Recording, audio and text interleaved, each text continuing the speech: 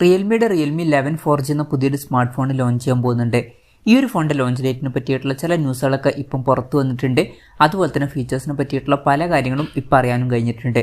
ഈ ഒരു വീഡിയോയിൽ നമ്മൾ നോക്കാൻ പോകുന്നത് Realme 11 4G എന്ന ഫോണിനെ പറ്റിയിട്ടാണ്. ആദ്യം നമ്മൾ ഫീച്ചേഴ്സും കാര്യങ്ങളൊക്കെ നോക്കുകയാണെന്നുണ്ടെങ്കിൽ ഡിസ്പ്ലേയുടെ കാര്യത്തിൽ Realme 11 4Gയിൽ 6.4 ഇഞ്ചിൻ്റെ ഫുൾ HD+ ഡിസ്പ്ലേ വരാനാണ് സാധ്യത. ഇതിൽ അമോലെഡ് ഡിസ്പ്ലേയും കാര്യങ്ങളൊക്കെ വരുന്നതായിരിക്കും. ഡിസ്പ്ലേയിൽ 90 Hz റിഫ്രഷ് റേറ്റ് സപ്പോർട്ട് ചെയ്തേക്കാം. പിന്നെ പഞ്ചോൾ ഡിസൈൻ ഈ ഫോണിൽ വരുന്നതായിരിക്കും. പഞ്ചോൾ വരിക top left ഭാഗത്തായിട്ടായിരിക്കും.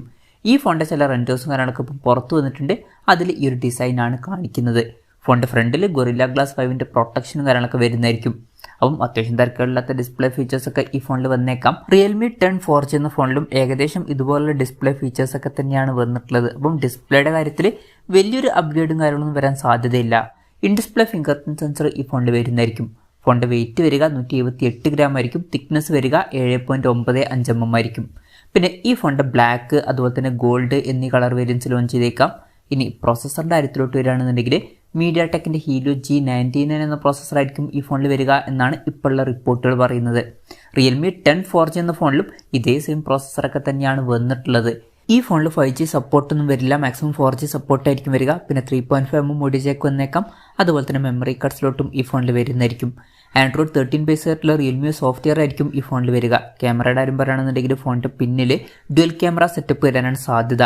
100 MP main camera sensor ഇതിൽ വന്നേക്കാം. പിന്നെ 2 MP ഒരു സെൻസറും വരുന്നതായിരിക്കും.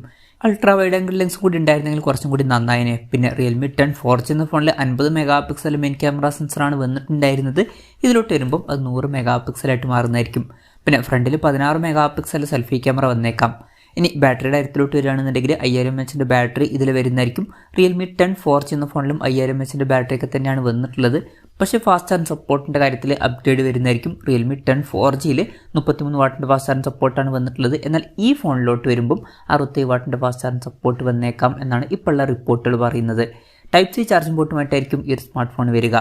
അപ്പം ഇതൊക്കെയാണ് ഫീച്ചേഴ്സിനെ പറ്റി പറയാനുള്ള കാര്യങ്ങൾ. ലോഞ്ച് ഡേറ്റിൻ്റെ കാര്യം പറയുകയാണെന്നുണ്ടെങ്കിൽ ലോഞ്ച് ഡേറ്റ് കൺഫേം ആയിട്ടില്ല. പക്ഷേ ഇപ്പം പുറത്തു വന്നിട്ടുള്ള റിപ്പോർട്ടുകളിലൊക്കെ പറയുന്നത് ജൂലൈ 31 ഈ സ്മാർട്ട് ഫോൺ വിയറ്റ്നാം പോലുള്ള രാജ്യങ്ങളിലൊക്കെ ലോഞ്ച് ചെയ്തേക്കാം എന്നാണ്. എന്തായാലും കൺഫർമേഷൻസ് വന്നിട്ടില്ല. എന്നാലും അടുത്ത് തന്നെ ഈ ഫോൺ ലോഞ്ച് ചെയ്യാൻ സാധ്യതയുണ്ട്.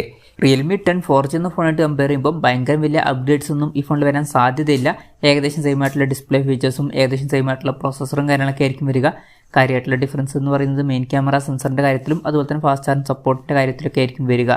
ഇനി വിലയുടെ കാര്യം പറയുകയാണെന്നുണ്ടെങ്കിൽ അതിന് പറ്റിയിട്ടുള്ള കാര്യങ്ങളും ഇപ്പം അറിയാൻ കഴിഞ്ഞിട്ടില്ല. എന്നാലും നമ്മുടെ എക്സ്പെക്ടേഷൻ പറയുകയാണെന്നുണ്ടെങ്കിൽ ഈ ഫോൺ ചിലപ്പം ഒരു 13,000 അല്ലെങ്കിൽ ഒരു 14,000 രൂപ പ്രൈസ് റേഞ്ചിലേക്കായിട്ട് ലോഞ്ച് ചെയ്തേക്കാം. എന്തായാലും കൺഫർമേഷൻസ് ഒന്നുമില്ല. ജസ്റ്റ് നമ്മുടെ എക്സ്പെക്ടേഷൻ പറഞ്ഞു എന്നേ ഉള്ളൂ. എന്തായാലും Realme 11 4G എന്ന പുതിയൊരു സ്മാർട്ട് ഫോൺ ലോഞ്ച് ചെയ്യാൻ പോകുന്നുണ്ട്.